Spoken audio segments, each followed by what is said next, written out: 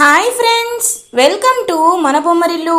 Upcoming రివ్యూలోకి వెళ్ళిపోదాం. బాగి మనోహరికి కాఫీని తీసుకువస్తుంది. మనోహరి తనపై చేయి వేసింది అరుంధతి ఏమో అనుకొని, నేనేమి ప్లాన్ చేయను, వదిలేయ్, నన్ను వదిలేయ్, ఎంతైనా నేను నీ ఫ్రెండ్ని అని వెనక్కి తిరిగి చూడకుండా మాట్లాడుతూ ఉంటుంది. ఏంటి నీలో నువ్వే మాట్లాడుకుంటున్నావు, ఏమైంది మనోహరి అని అడుగుతుంది బాగి. ఇవాళ అమావాస్య కదా, దీనికి ఆ అరుంధతి కనబడదు. నీకెవరైనా కనిపించారా? లేదులే, నీకు కనబడలే అని బయటకే అనేస్తుంది మనోహరి. నువ్వు ఎవరి గురించి మాట్లాడుతున్నావు? అమావాస్య అంటున్నావు, ఎవరు కనిపించరంటున్నావు. ఏంటి మనోహరి, మళ్ళీ ఏదైనా ప్లాన్ వేస్తున్నావా? నీ కాళ్ళు బాగోలేదని నీ దగ్గరికే కాఫీ తీసుకొచ్చి ఇచ్చాను. చూడు, నీకు ఒక విషయం చెప్పాలి అనుకుంటున్నాను. చూడు మనోహరి, నువ్వు చేసే యుద్ధం అనేది సరైనది కాదు.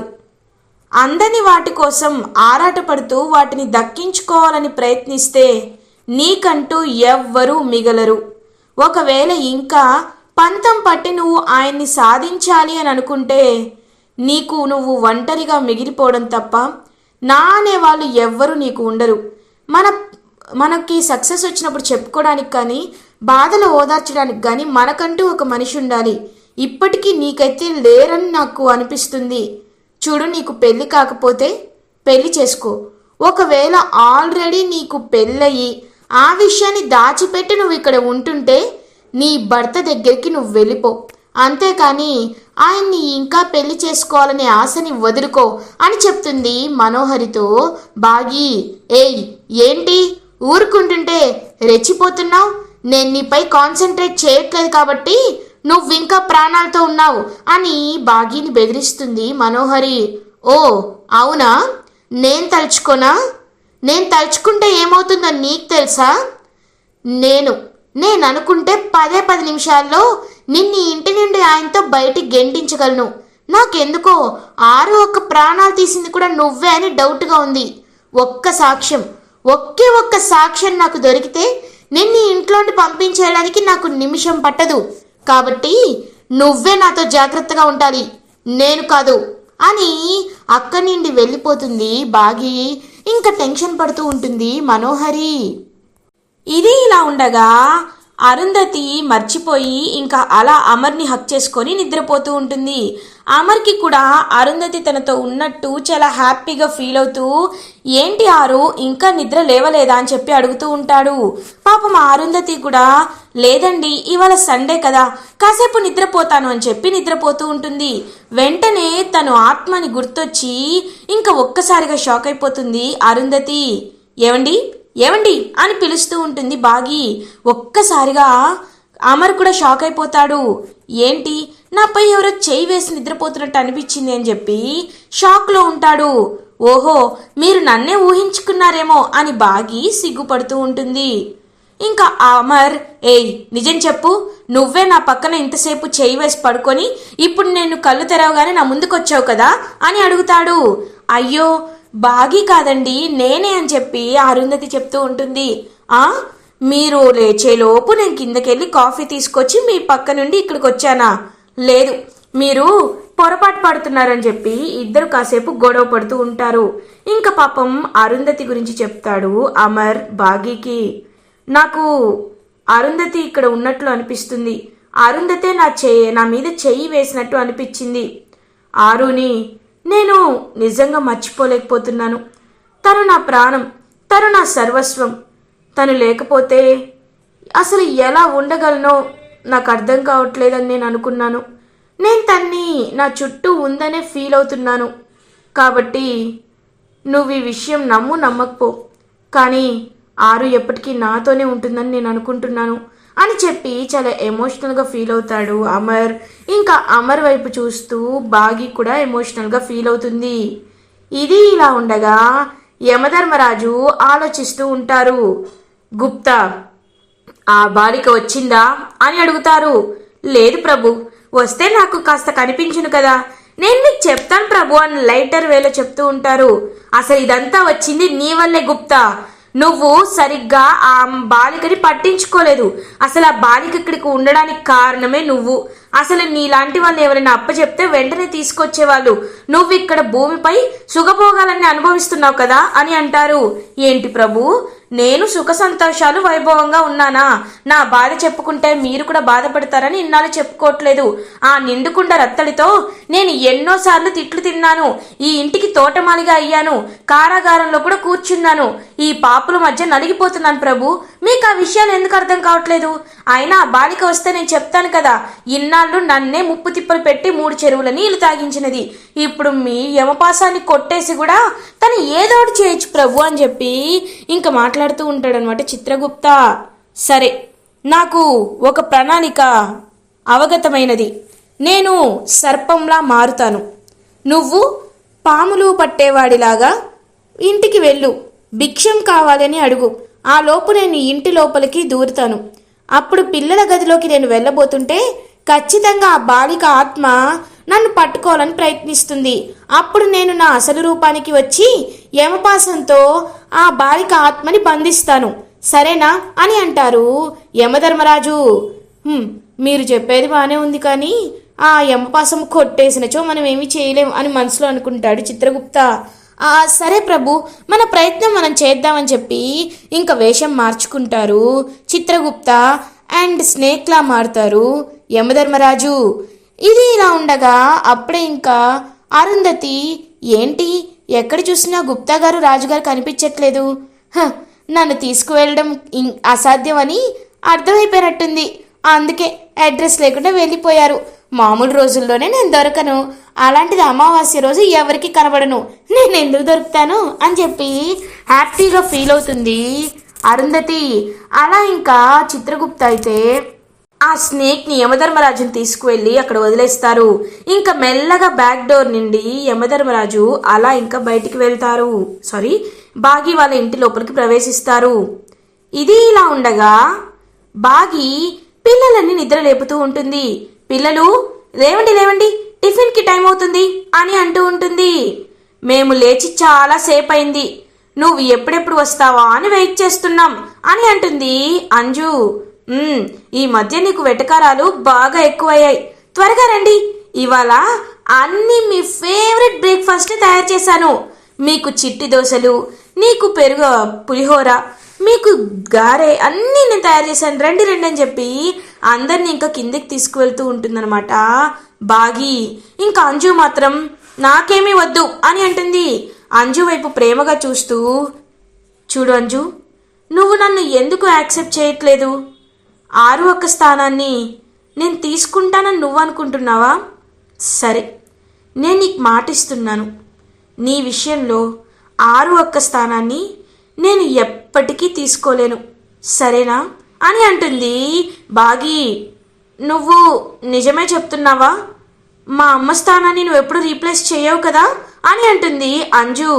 ఇంక అంజు వైపు ప్రేమగా చూస్తూ, అస్సలు చేయను, ఎందుకంటే 6 గురించి నాకు బాగా తెలుసు, నేను ఎప్పటికీ మీకు మిస్ అమ్మనే అని పాపం అంజుని హక్ చేసుకుంటుంది బాగి. ఇంకా అలా అంజుని కిందకి తీసుకువస్తుంది. అప్పుడే చిత్రగుప్త ఇంకా స్నేక్స్ని పట్టుకునే వాయిద్యం అది ఊదుతూ సౌండ్స్ చేస్తూ ఉంటాడు. నిర్మలమ్మ, శివరాం ఎవరో ఇంటి బయట వచ్చినట్టున్నారు, రండి అని చెప్పి అందరూ ఇంకా బయటికి వెళ్ళి చూస్తారు. అప్పుడే ఇంకా చిత్రగుప్త మారు వేషంలో ఉంటారు. భవతి భిక్షాం దేహి అని చెప్పి భిక్ష అడుగుతూ ఉంటాడు. ఏయ్, ఎవరు నేను లోపలికి రానిచ్చారు అని అంటారు రాథోడ్. చూడండి, నేను చాలా ఆకలితో ఉన్నాను, నాకు పట్టెడు భోజనము దొరకట్లేదు, మీరు భిక్ష పెడితే నేను వెళ్ళి ఆహారం తింటాను అని చెప్పి ఇంకా మాట్లాడుతూ ఉంటారనమాట చిత్రగుప్త మారువేషంలో. మిస్ అమ్మ, అతను ఆకలి అంటున్నాడు కదా, వెళ్ళి ఏదైనా ఫుడ్ తీసుకురా అని అంటుంది అమ్ము. నేను ఆహారం తీసుకోను, కేవలం వండని సాత్విక భోజనం మాత్రమే తీసుకుంటాను అని చెప్పి చెప్తారు. ఇంకా అలా బాగి లోపలికి వెళ్ళి అతనికి బియ్యాన్ని ఇవ్వాలని చెప్పి ప్రయత్నిస్తూ ఉంటుంది. అదే టైంకి ఇంకా అలా ఇంటి బ్యాక్ సైడ్ నుండి యమధర్మరాజు తన స్నేక్ రూపంలో లోపలికి ఎంటర్ అవుతారు. ఇంకా అలా లోపలికి ఎంటర్ అయ్యి మొత్తం ఇల్లంతా తిరుగుతూ ఉంటారు. అప్పుడే అరుంధతి ఇదంతా బయట నుండి చూసి, ఈయన్ని చూస్తే నాకు ఎక్కడ చూసినట్టు అనిపిస్తుందే, ఒకవేళ గుప్తా గారా? లేదులే అని అలా వెళ్తూ ఉంటుంది. అప్పుడే కరెక్ట్గా స్నేక్ని చూస్తుందన్నమాట అరుంధతి. ఒక్కసారిగా షాక్ అయిపోతుంది అరుంధతి. ఇదేంటి ఇక్కడికి వచ్చిందేంటి? ఓమో లేదు, ఇది చాలా ప్రమాదం అని చెప్పి పాపం చూస్తూ ఉంటుందన్నమాట అరుంధతి. అలా ఇంకా అరుంధతి లోపలికి నుండి ఆ స్నేక్ని ఫాలో అవుతూ ఉంటుంది. ఈ బాలిక నా మాయలో పడిపోయినది అని ఎంతో హ్యాపీగా ఫీల్ అవుతారనమాట అలా యమధర్మరాజు. ఇంకా యమధర్మరాజుకి తెలియకుండా స్నేక్ని ఫాలో అవ్వాలని చెప్పి వెనకాలే వెళ్తూ ఉంటుందన్నమాట అరుంధతి. కానీ అప్పుడే తనకి చిత్రగుప్త కూడా గుర్తుకు వస్తారు. ఆయనేమో పాములు పట్టే ఆయనలాగా వచ్చాడు, ఇప్పుడేమో ఈ పాము కనబడుతుంది. అంటే ఇదేదో నన్ను తీసుకువెళ్ళడానికి కుట్ర చేసినట్లు నాకు అనిపిస్తుంది అని వెంటనే అలా ఇంకా ఒక ప్లేస్కి వెళ్ళిపోతుంది అరుంధతి. ఈ బాలిక ఎచట ఉన్నది, ఎక్కడ ఉన్నా పిల్లల గదిలోకి వెళ్తే ఖచ్చితంగా ఈ బాలిక నన్ను వెంబడిస్తుంది. అప్పుడు నేను యమధర్మరాజుగా మారి నా పాశాన్ని ఆ బాలికపై ప్రయోగించదా అని చెప్పి పిల్లల రూమ్కి వెళ్తారనమాట. అలా ఇంకా యమధర్మరాజు స్నేక్ రూపంలో. ఇంకా అలా డోర్ ఓపెన్ చేసుకొని వెళ్ళి అలా చుట్టూ చూసేసరికి అక్కడ పిల్లలు ఎవ్వరూ ఉండరు. చుట్టూ చూస్తూ ఉంటుంది స్నేక్. ఇంకా అలా వెంటనే వెనకాల నుండి ఒక టవల్ని ఆ స్నేక్ మీద వేసేస్తుంది అరుంధతి. ఒక్కసారిగా ఇంకా కళ్ళైతే కనిపించవన్నమాట యమధర్మరాజుకి. బాలిక బాలిక అని చెప్పి చుట్టూ చూస్తూ ఉంటారు. నాకు తెలుసు రాజుగారు మీరేనని, ఎందుకంటే పిల్లల రూమ్లోకి సడన్గా మీరు వచ్చారంటేనే నాకు మీరు అని కన్ఫర్మ్ అయిపోయింది అని చెప్పి చుట్టూ చూస్తూ ఇంకా తప్పించుకుంటూ ఉంటుందన్నమాట అరుంధతి. ఇంకా పాపం మనిషిగా మారిపోతారు యమధర్మరాజు. ఇంకా వెంటనే ఆయన అసలు ఒరిజినల్ రూపంలోకి వచ్చేసి, బాలిక నాకు తెలుసు బాలిక, నువ్వు నాతో ఆటలాడుచున్నావని, నిన్ను నేను బంధించదా అని చెప్పి ఇంకా పాసాన్ని అలా చేతిలో పట్టుకొని టవల్ తన తలపై ఉండడంతో చుట్టూ చూస్తూ ఉంటారు. ఇంకా వెంటనే అదే గ్యాప్లో పాసాన్ని చేతిలోండి తీసుకొని అక్కడి నుండి మాయమైపోతుందనమాట అరుంధతి. ఒక్కసారిగా టవల్ తీసి చూసేసరికి అక్కడ పాసం ఉండదు, అరుంధతి ఉండదు. షాక్ అయిపోతారనమాట యమధర్మరాజు. గుప్తా అని అంటారు. ప్రభు ఏమనేది ప్రభు అని అడుగుతారు. ఆ బాలిక నన్ను ఏమార్చినది, నాపై ఆ వస్త్రముని వేసి నా పాసము అపహరించినది అని అంటారు యమధర్మరాజు. నేను అప్పటి నుండి చెప్తూనే ఉన్నాను ప్రభు, ఆ బాలిక చాలా తెలివైనదని, తనతో జాగ్రత్తగా ఉండాలని. మీరే నా మాటలు పట్టించుకోలేదు. ఇప్పుడు చూడండి, ఆ బాలిక మీ దగ్గర నుండి ఆ పాసాన్ని దొంగలించినది. ఇప్పుడు తను మనకి కనబడదు. ఇప్పుడు ఏం చేద్దాం ప్రభు, తన్ని ఎక్కడని వెతుకుతాం అని అంటారు. చిత్రగుప్త, నేనా బాలికని తక్కువ అంచనా వేసినాను, కానీ ఖచ్చితంగా ఆ బాలికని వాళ్ళ తీసుకువెళ్ళి తీరాలి అని చెప్పి ఇంకా చూస్తూ ఉంటారనమాట అలా యమధర్మరాజు. పాపం అరుంధతి ఆ చీరని పాసాన్ని చీర కొంగులో పెట్టుకొని అలా ఇంకా వెళ్తుంది. బాగి అమర్ వీళ్ళందరూ కనబడుతూ ఉంటారనమాట. ఇంకా అలా దేవుడి గదిలోకి వెళ్తుంది అరుంధతి. అమ్మ దేవుడా, నేను ఇక్కడ కొన్ని రోజులు ఉండాలి అనుకుంటున్నాను. ఎందుకంటే నా కుటుంబం, నా పిల్లలు, ఆయన అందరూ నన్ను చాలా మిస్ అవుతున్నారు. వాళ్ళందరికీ నేను నాకు బాగీనే తోడు అని చెప్పి, బాగీనే ఖచ్చితంగా ఉండాలని చెప్పి వాళ్ళకి ధైర్యం చెప్పాలి. అలా నేను చెప్పలేకపోతున్నాను. కాస్త నమ్మకం కలిగించాలి. ఇక్కడ ఉన్న సమస్యలన్నిటినీ నేను తీర్చాలి. అప్పుడే నేను రాగలను. దేవుడా, ఈ విషయంలో నువ్వే నాకు ఎలా అయినా సహాయం చేయాలని చెప్పి అలా ఇంకా దేవుడి రూమ్లోనే కూర్చుంటుంది పాపం అరుంధతి. అలా ఇంకా యమధర్మరాజు అండ్ చిత్రగుప్త ఇద్దరు కలిసి వెతుకుతూ ఉంటారు అరుంధతిని. ఇది ఇలా ఉండగా మనోహరి చాలా ఆలోచిస్తూ ఉంటుంది. ఖచ్చితంగా నేను ఈ బాగిని ఏదో ఒకటి చెయ్యాలి. అప్పుడే తన నుండి నేను ప్రశాంతంగా ఉండొచ్చు. ఇప్పుడు ఏం చేయాలి అని చెప్పి అడుగుతూ ఉంటుందన్నమాట. అలా ఇంకా వెంటనే మనోహరి అదే టైంకి బాబ్జీ కాల్ చేస్తుంది. మనోహరి, హలో బాబ్జీ అని అంటుంది. మేడం చెప్పండి మేడం, మీ వల్ల సిమ్ వచ్చేసాను. ఎక్కడ ఉంటున్నానో నాకే అర్థం కావట్లేదు అని అంటాడు బాబ్జీ. ఇంక నీతో ఎక్కువ పని పెట్టనులే, కానీ నేను చెప్పినట్లు నువ్వు చెయ్యాలి. మళ్ళీ ఆ అనాథ శరణాలయానికి వెళ్ళి అసలు నా కూతురు ఎక్కడుందో తెలుసుకోవాలి. దానికంటే ముందు ఈ బాగీని ఇంటి నుండి గెంటేసేలా, ఇంటి నుండి శాశ్వతంగా గెంటేసేలా ఏదో ఒక ప్లాన్ వేయాలి అని మనోహరి అంటుంది. మేడం, అలాంటివి మీకే తెలుస్తాయి, కానీ నాకేం తెలుస్తాయి మేడం అని అంటారు. అందుకే చెప్తున్నాను. అప్పుడే ఇంకా అమర్ బాగి అని పిల్లల దగ్గరికి వస్తాడు.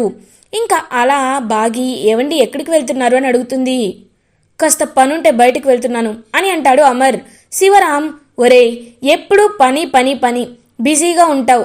ఇలా సండేస్ పిల్లలకి మిస్సమ్మకి ఖాళీ ఉన్నప్పుడైనా వాడిని బయటికి తీసుకువెళ్ళొచ్చు కదా, ఏ సినిమాకో పార్క్కో వెళ్ళి రావచ్చు కదా అని అంటారు. అంటే నాన్న అది అని అంటారు. రేయ్, నువ్వు మాకు కబుర్లు చెప్పొద్దు. ఆరు బ్రతుకున్నప్పుడు ప్రతి సండే మీరు మాల్కి వెళ్ళేవారు. అసలు ఈ మధ్య మాల్కే వెళ్ళటం లేదు. వెళ్ళు, పిల్లల్ని తీసుకొని మాల్కి వెళ్ళు అని అంటారు శివరాం. సరే నాన్న, మిస్సమ్మ రెడీగా ఉండు, వెళ్దాం అని అంటాడు అమర్. ఇంకా చాలా హ్యాపీగా ఫీల్ అవుతుంది మిస్సమ్మ. అలా ఇంకా రెడీ అయి పిల్లలతో పాటు మాల్కి వెళ్తారు మిస్సమ్మ, అమర్ అండ్ పిల్లలు. అందరూ చాలా అంటే చాలా హ్యాపీగా ఫీల్ అవుతారు. ఇంకా అరుంధతి కూడా చాలా హ్యాపీగా ఫీల్ అవుతుంది. మనోహర్ ఇదంతా విని, ఎస్, ఇప్పుడు నా చేతికి దొరికింది. ఆ మిస్సమ్మ ఖచ్చితంగా పోయేలా నేను చేస్తాను అని చెప్పి ఇంకా అలా బాబ్జీకి ఒక ప్లాన్ చెప్తుంది మనోహరి. ఇంకా ఒక్కసారిగా ప్లాన్ అంతా అరుంధతి వినేసి షాక్ అయిపోతుంది. అయ్యో మిస్సమ్మ, నీకు చెప్దామంటే మీరు వెళ్ళిపోయారు. ఇప్పుడు ఏం చేయాలి? నేను అక్కడికి వెళ్తే నన్ను యమధర్మరాజు పట్టుకుంటారు. వెళ్ళకపోతే మిస్సమ్మ ప్రాణాలకి ప్రమాదం. లేదు, నాకంటే మిస్సమ్మే నాకు ఎక్కువ అని చెప్పి పాపం వెంటనే పరిగెట్టుకుంటూ ఆ పాసాన్ని చేతిలో పట్టుకొని బయలుదేరుతుందనమాట. అలా ఇంకా అరుంధతి అదే టైంకి ఇంకా అలా బాబ్జీ అయితే అమర్కి ఫోన్ చేస్తాడు కావాలని. ఫోన్ చేసి, హలో, నేను ఎవరో తెలుసా, నేను అరవింద్ బాయ్ అని చెప్తాడనమాట. ఇంకా ఒక్కసారిగా అమర్ ఎంజాయ్ చేస్తున్నవాడల్లా పక్కకి వచ్చేసి, ఒరేయ్ నువ్వా అని చెప్పి ఇంకా అలా ఫోన్లో మాట్లాడుతూ ఉంటాడు. అదే టైంకి కరెక్ట్గా బాగీని షూట్ చేయడానికి ట్రై చేస్తూ ఉంటాడు బాబ్జీ. ఇంకా ఒక్కసారిగా బాగీని షూట్ చేస్తాడు బాబ్జీ.